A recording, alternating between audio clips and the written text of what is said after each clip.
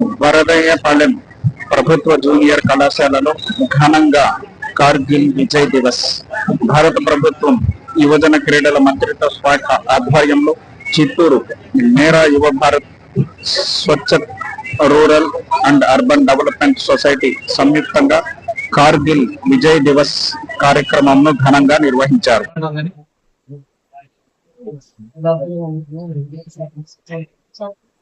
సంపదని కాపాడుకుంటూ వస్తామని చెప్తారు కదా. ఇందులో భాగంగా ప్రభుత్వానికి సంబంధించిన ఆస్తులన్నీ భారతదేశం యొక్క ఆస్తులే.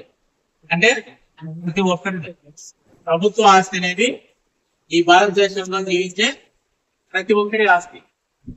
అలాంటి భారతదేశం మీద వేరే శక్తులు దండయాత్ర ఈ కార్గిల్ యుద్ధంలో సుమారు 500 మంది వస్తుంది జవాన్.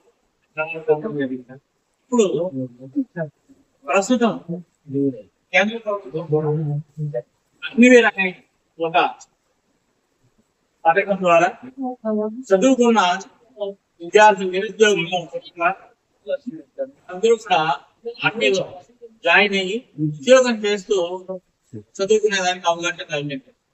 చాలా మంది చూస్తూ ఉంటాను చదువుకునే ఖాళీలో అనుకునే భావన మనకి పోతుంది. శారీరక దారుణం ఈ అవకాశాన్ని సద్వినియోగం చేసుకుని భారతదేశాన్ని కాపాడే దాంట్లో భాగస్వామ్యం. ఎందుకంటే మనకు భావన కూడా ఇక్కడ మనం భావన తీసుకెళ్ళి ఇంటికి అందరూ చనిపోరు. ఎందుకంటే అదే భావనలో కూడా నాకు తెలిసి